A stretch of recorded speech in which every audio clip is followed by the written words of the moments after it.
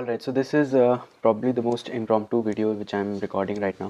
मैं usually ऐसी videos नहीं बनाता हूँ, like I just stick to the lectures because I feel वही पढ़ाई है and strategy से तुम कुछ gain नहीं करते हो at the end of the day. So and there was lot of like chaos कि exam है, so there has to be some place where we get to know what do we have to study. So देखो this video पहले ही बता रहा हूँ disclaimer, it's just for your exam.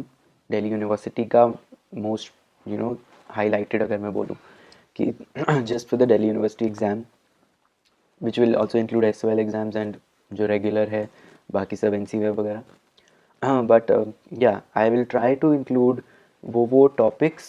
Questions तो नहीं बता सकता मैं कि हाँ ये ही आ रहे हैं, but I will just tell you कि okay these are the topics जो कि मोस्ट प्रोबेबली लाइक इन्हीं में से the examiner will set the question. Because कोई भी एक पर्टिकुलर साल का कैसे बता सकते कि हाँ ये आएगा, बिकॉज खुद सोचो ना कि जो एग्ज़ाम पेपर सेट कर रहा है वो भी किसी चीज़ में से ही क्वेश्चंस उठा रहा है, तो वो रैंडम क्वेश्चन सिलेक्ट कर रहा है, तो वो तुम यू कैंट प्रिडिक्ट कि हाँ वही क्वेश्चन उठा होगा। It's just probability which is working है, nothing else. So but I'll still try ki, to be a little more inclusive of what all are the possibilities. At the same time not doing a lot of वो कि ये भी कर लो वो भी कर लो, because time भी कम है एंड तुम्हारा भी टाइम बचेगा मेरा भी बचेगा। मैं ज़्यादा इधर उधर की बातें नहीं करूँगा। शुरू करते हैं। देखो सबसे पहला मैनेजमेंट इंट्रोडक्शन जो यूनिट है, यूनिट 1, मैं यूनिट वाइज बता रहा हूँ। जो यूनिट 1 है, हाँ एक सेकेंड, ऑलराइट। यूनिट 1 में से देखो सबसे पहला जो क्वेश्चन बनता है that is regarding your management. कि मैनेजमेंट मतलब एक इंट्रोडक्टरी ही क्वेश्चन दे देता है वो कि मैनेजमेंट के बारे में कुछ लिख के बोल देगा कि अच्छा मैनेजमेंट के बारे में बताओ, उसकी इंपॉर्टेंस, फीचर या क्यों ज़रूरी है, मैनेजमेंट नीड, ये सब के अराउंड क्वेश्चन बन सकता है। ठीक है, तो एक मैनेजमेंट का इंट्रोडक्टरी क्वेश्चन होगा जिसमें बेसिकली उसकी इंपॉर्टेंस पूछता है वो यूजुअली मोस्टली। देन नेक्स्ट एक आता है इस यूनिट में से managerial roles managerial roles Mintzberg वाले। तो मिंट्सबर्ग के जो रोल्स हैं that you have to do, yeah this is there in your syllabus. I was just checking क्योंकि सिलेबस में कुछ रिडक्शंस हैं as compared to previous year, so वो जो हट चुका है वो मत करना, मोस्ट प्रोबेबली नहीं आएगा एज लॉन्ग एज एग्जामिनर ने गलती से कुछ वो ना डाल दिया हो। बट हाँ अगर वो डालेगा भी सो रेस्ट एश्योर्ड वो तुम्हें ग्रेस मार्क्स दे दिए जाएंगे। आउट ऑफ सिलेबस कुछ होगा भी तो don't worry, don't panic, just attempt it, नहीं तो और वाला पार्ट कर देना, but don't panic. Also format जैसे मोस्ट प्रोबेबली फॉर्मेट यही होता है कि क्वेश्चन एक उसके दो पार्ट्स और में डाल के फिर दो parts, so you have to attempt any one set of question of 2 sub questions. तो दो पार्ट्स होंगे, दोनों करने हैं और दोनों एक ही जगह करने हैं तुमने। एक जो एग्ज़ाम मतलब शीट होगी तुम्हारी उसमें, मतलब ये नहीं कि एक क्वेश्चन का एक पार्ट आगे है एक पार्ट पीछे है, ऐसे मत करना। एंड ये भी बहुत पूछते हैं कि कितना लिखना चाहिए, सो द आंसर इज़ कोई फिक्स्ड नहीं है, बट एक एस्टिमेट लेके चल सकते हो कि मान लो जितने भी नंबर का क्वेश्चन है उससे हाफ कर दो एंड उतने पेजेस लिख लेने हैं। अब ये बहुत चीज़ों पे डिपेंड करते हैं, तुम्हारी हैंड राइटिंग और वो सब पे। एक एस्टिमेट बता रहा हूँ मैं, like if it's a 5 mark question you will write 2 to 3 pages. Mostly तुम्हारे एग्जाम में या तो 8 नंबर का क्वेश्चन होगा, SOL के एग्जाम्स में 9 नंबर का क्वेश्चन होगा, नॉर्मल वाले में 7 to 8 मार्क्स दोनों के क्वेश्चन आते हैं। सो इट्स लाइक फोर एक क्वेश्चन के 4 एक पेज लिखने हैं इसमें, एंड इसमें तुमने इसमें भी 4 या 4.5 पेज, इसमें 3.5 से 4 पेज ऐसे ही लिखने हैं। ठीक है, सो एस्टिमेट है, बाकी इट्स ऑल अबाउट कैसे तुम आंसर प्रेजेंट कर रहे हो, बस जस्ट राइट इन पॉइंट्स, ये चीज़ ध्यान में रखना। पैराग्राफ्स मत लिख देना, बहुत साफ़ सुथरा दिखना चाहिए तुम्हारा आंसर कि हाँ तुम लिटरली पढ़ के आए हो और तुम्हें पता है कैसे आंसर लिखते हैं। सो हैंड राइटिंग थोड़ी साफ़ रखना, अच्छी बुरी का मैं कुछ नहीं बोल रहा, बस साफ साफ लिखना और जगहें छोड़ के लिखना, और मार्जिन्स अच्छे से बना देना ताकि थोड़े लंबा लगे आंसर। जस्ट ट्रिक है, इफ़ एग्ज़ाम जो चेक कर रहा है वो falls for it, well and good, otherwise good luck. But anyways questions पे बताता हूँ मैं। मैनेजर इंपॉर्टेंस हो गया, मिन्सबर्ग के रोल्स हो गया। देन फर्स्ट यूनिट में से एक कोऑर्डिनेशन पे ज़रूर क्वेश्चन, बहुत मतलब हर सेकेंड ईयर क्वेश्चन आता ही क्वेश्चन, मतलब एक साल छोड़ के या कंसिक्यूटिवली भी कोऑर्डिनेशन पे क्वेश्चन आएगा ही। और उसमें अब उसकी इंपॉर्टेंस पूछ लेगा। देखो अब वो तो मैं नहीं बता सकता ना कि कोऑर्डिनेशन में क्या पूछेगा, वो डिपेंड करता है वो क्या क्वेश्चन चाह रहा है। मोस्टली प्रिंसिपल्स ऑफ कोऑर्डिनेशन या रिक्विजिट्स, दोनों एक ही बात है। या फिर उसकी कोऑर्डिनेशन एज एसेंस भी पहले आता था, बट अब इट्स नॉट श्योर बिकॉज वो प्लानिंग वगैरह से रिलेट वाला हटा दिया उसने। बट या टेक्निक्स ऑफ कोऑर्डिनेशन कर देना, इंपॉर्टेंस, नीड वगैरह, मतलब तो पता ही होना चाहिए, डेफिनेशन अच्छे से करके जाना। सो या कोऑर्डिनेशन टॉपिक कर लेना, ठीक है। इसके अलावा जो फोर्थ चैप्टर है उसमें से, मतलब यूनिट 1 का फोर्थ चैप्टर, उसमें एवोल्यूशन ऑफ मैनेजमेंट थॉट है। इसमें से भी क्वेश्चन ज़रूर पूछता ही पूछता है। सो मेक श्योर कि तुम वो कर ही रहे हो, समझ रहे हो। लाइक जो तुम्हारा वो है ना, सिस्टम्स अप्रोच, कॉन्टिजेंसी अप्रोच, या फिर देयर वाज बिहेवियरल अप्रोच भी था, ह्यूमन रिलेशंस अप्रोच, ये जो भी अप्रोचेस हैं ये करके जाना, बिकॉज इनमें से कोई ना कोई आएगा। अब उनमें से कौन सा डाल रहा है वो तो इट्स जस्ट लक कि वो कौन सा डाल दिया, बट हाँ इनमें से one of the theory, one of the approach will come. So just do it.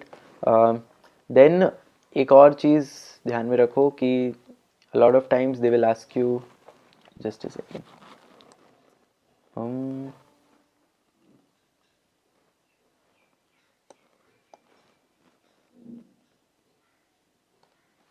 Okay, I am little technically थोड़ा वीक हूँ, बट एनीवेज, एक फिफ्थ चैप्टर और है तुम्हारा। उसमें से मोस्टली क्वेश्चन जो बनता है वो पोर्टर वाला जो है, Porter's 5 forces analysis, MBO, mostly इनमें से बनेगा। These are the main topics. ज़रूरी नहीं है एग्जाम में मेन टॉपिक्स ही आए, लाइक चाह हो सकता है ना, ज़रूरी नहीं है। Like people ask important question बता दो एंड आई से कि हु इज सेइंग कि एग्जामिनर इंपॉर्टेंट क्वेश्चंस डालेगा। अनइम्पॉर्टेंट चीज़ें भी एग्जाम में पूछ सकता है। इट्स एन एग्जाम, वो टेस्ट कर रहे हैं कि तुम कितना पढ़ के आए हो। So that is a thing, तो ध्यान रखना है। अनदर टॉपिक जो मैंने मिस कर दिया, it was of Indian ethos in management. ये एक रीसेंट एडिशन है तुम्हारे सिलेबस में, स्किप हो गया मेरे से इस वीडियो में, but it is very very important. पूरा चैप्टर जो है उनमें से डेफिनेटली एक क्वेश्चन बनेगा ही। मैंने 2-3 वीडियोस में कर रखा है पूरा कवर, वो जाके देख सकते हो चैनल पे, but don't miss it, it's very important. Let's shift to next unit, ठीक है। यूनिट 1 में से इतना ही मेन मुझे लगा। यूनिट 2 में से I am keeping it very short, कि मैं बहुत नहीं बता रहा, बिकॉज आई एम अज्यूमिंग कि अगर तुम इंपॉर्टेंट क्वेश्चंस पे डिपेंडेंट हो तो तुम्हारे पास टाइम कम है, तो मैं उस हिसाब से बता रहा हूँ। बट एनीवेज, यूनिट 2 देख लो, प्लानिंग वाला यूनिट है। तो प्लानिंग पे एक जनरल क्वेश्चन बना सकता है वो, कि प्लानिंग क्या है। अब उसमें वो उसके प्रिंसिपल्स पूछ सकता है, इंपॉर्टेंस पूछ सकता है, मीनिंग पूछ सकता है, ठीक है। ये मेन 3 चीज़ें होती हैं कि प्लानिंग की लिमिटेशंस भी कई बार पूछ लेते हैं। सो प्लानिंग का टॉपिक जनरल वाला करके जाना। देन स्ट्रैटेजिक प्लानिंग से क्वेश्चन बना देते, strategic planning, business level strategies, ये वाला टॉपिक पूरा जो चैप्टर है वो करके जाना, एक क्वेश्चन और उसमें से बना सकता है। देन देर इज़ एक एनवायरनमेंट का टॉपिक, उसमें से क्वेश्चन बनता है। अब वो एनवायरनमेंट ध्यान रखो, माइक्रो एनवायरनमेंट है, मैक्रो एनवायरनमेंट है, मीज़ो एनवायरनमेंट भी है, समझ रहे हो। मीज़ो को भूल मत जाना, तीनों करके जाना। प्लस एनवायरनमेंट वाले में एक स्वॉट एनालिसिस है छोटा सा, वो टॉपिक कई बार पूछ लेता है, तो वो पता होना चाहिए तुम्हें, ठीक है। Then there is decision making वाला है, ठीक है। डिसीजन मेकिंग में there are techniques of decision making, वो ज़रूर करके जाना, पूछता है बहुत बार techniques of decision making, individual and group decision making दोनों। That topic you can't leave, ठीक है। Then there is a topic of delegation और डिसेंट्रलाइजेशन, लाइक वो भी पूछता है, डिफरेंस पूछ सकता है, डेलीगेशन अलग से, डिसेंट्रलाइजेशन अलग से, वो भी पूछ सकता है। बट याद, ये वाला टॉपिक में से उठा सकता है क्वेश्चन। एक डिपार्टमेंटलाइजेशन भी आता है इसके बाद, है ना। डिपार्टमेंटलाइजेशन के बहुत सारे बेसिस के बाद वो हमने करे थे ना, जो वो वाला टॉपिक भी मत छोड़ के जाना। देन एक 100 शॉर्ट ऑर्गेनाइजेशन स्ट्रक्चर पूछता ही पूछता है वो। ऑर्गेनाइजेशन स्ट्रक्चर कैसे, याद है वो, प्रोजेक्ट स्ट्रक्चर, मैट्रिक्स, ग्रिड, वाला, then there was team based structure, virtual structure, network organisation structure. ये सारे स्ट्रक्चर्स में से एक दो, अब वो कोई भी उठा सकता है, ठीक है, अगेन जो भी एक भी उठा लेगा, दो के बीच में डिफरेंस पूछ लेगा, जो भी, बट ये वाला टॉपिक्स जो हैं स्ट्रक्चर वाले सारे टॉप स्ट्रक्चर के सारे टाइप्स करके जाना, ठीक है। देन फॉर्मल इनफॉर्मल ऑर्गेनाइजेशन, ये मैं हमेशा बोलता हूँ, ये यूजुअली भूल जाते हैं करना कि यार लग सिंपल सा ही तो है या कुछ नहीं है, बट करके जाना फॉर्मल इनफॉर्मल। और एक इनफॉर्मल में छोटा टॉपिक है how to make informal groups effective, ठीक है, वो भी मत भूलना, या how to handle the informal groups, ठीक है। So just do that.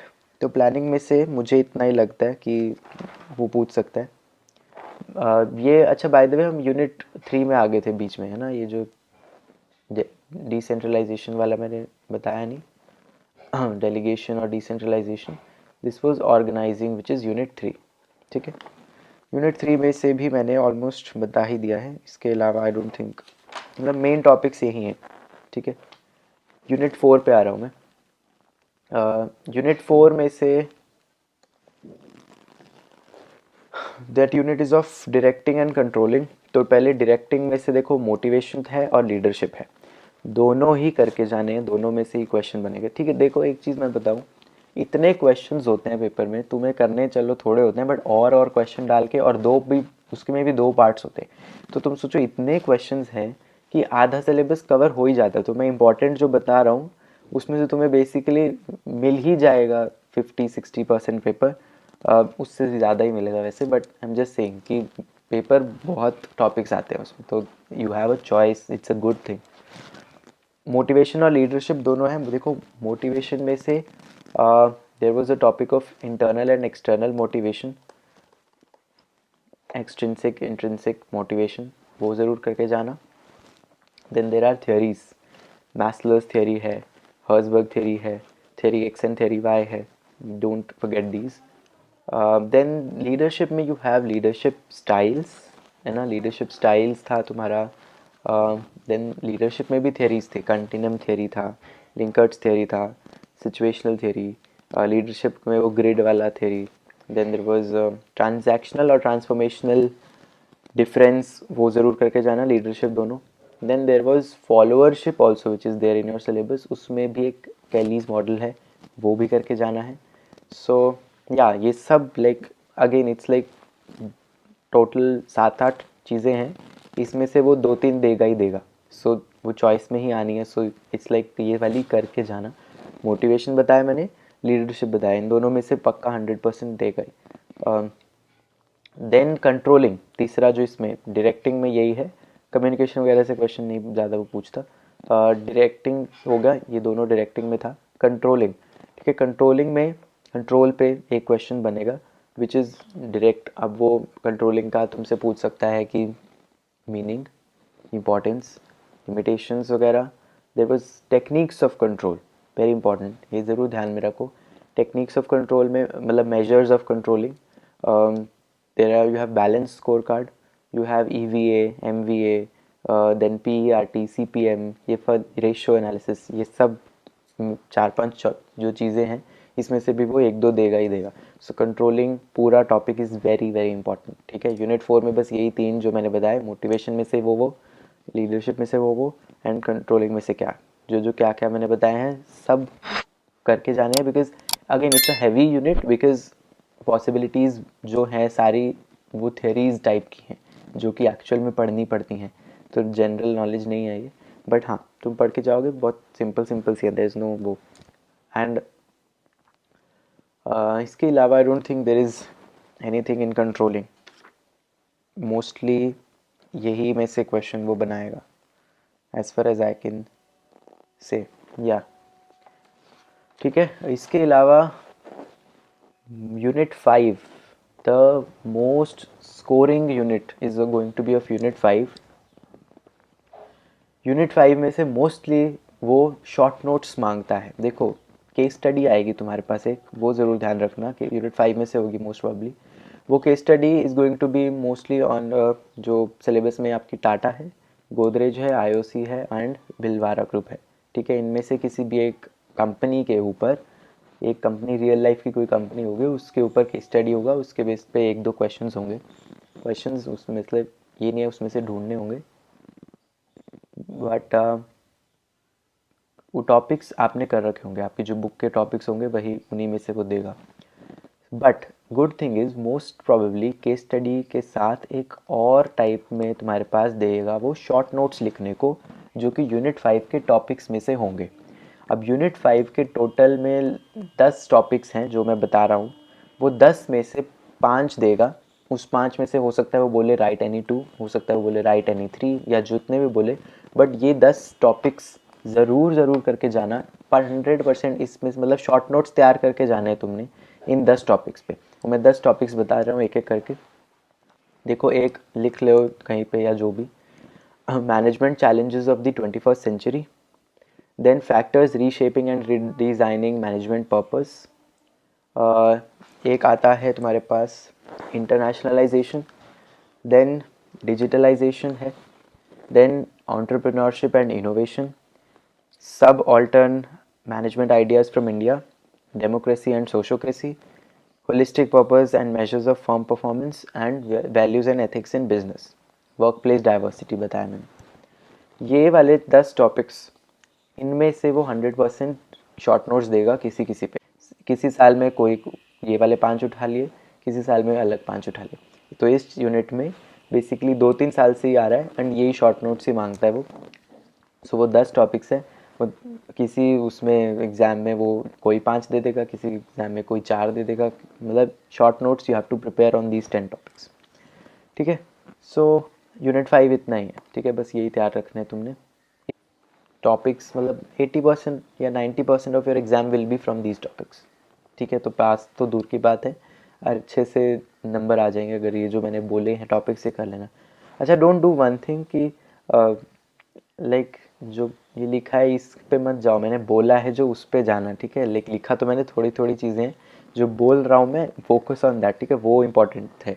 मतलब लाइक ये वाले टॉपिक्स में मैंने लिखा ही नहीं कुछ, सो डोंट थिंक कि इसमें से आएगा ही नहीं। या प्रिपेयर वेल, पैनिक मत करो, बहुत डिफ़िकल्ट नहीं आता है। डायरेक्ट क्वेश्चंस होंगे, कहीं पे तुम्हें लगेगा भी ना कि इनडायरेक्ट सा क्वेश्चन है, तो उसमें कुछ नहीं होता। वो बस तुम्हें ऐसे ना एक स्टेटमेंट दे देगा, उस स्टेटमेंट के बाद अपना डायरेक्ट क्वेश्चन ही लिख देगा वो। ठीक है, कि फ्रॉम दिस स्टेटमेंट या explain this statement and write the importance of this, या write the limitations of this and also write the principles of this, ऐसे देगा। तो डोंट पैनिक, जस्ट क्वेश्चन को पूरा अच्छे से पढ़ लोगे, उसमें तुम्हें डायरेक्ट ही मिलेगा वो कि हाँ ये वाला टॉपिक मांग रहे हैं। वो टॉपिक जितने यूनिट्स मैंने वीडियोस भेजे हैं या जो अपलोड किए हैं उनमें से वो मिल ही जाएगा, डायरेक्ट क्वेश्चंस वाले टॉपिक्स ही मैंने बनाए। So it's not that difficult. So yeah prepare well and I hope अच्छी चल रही होगी तैयारी, and all the best for your exams.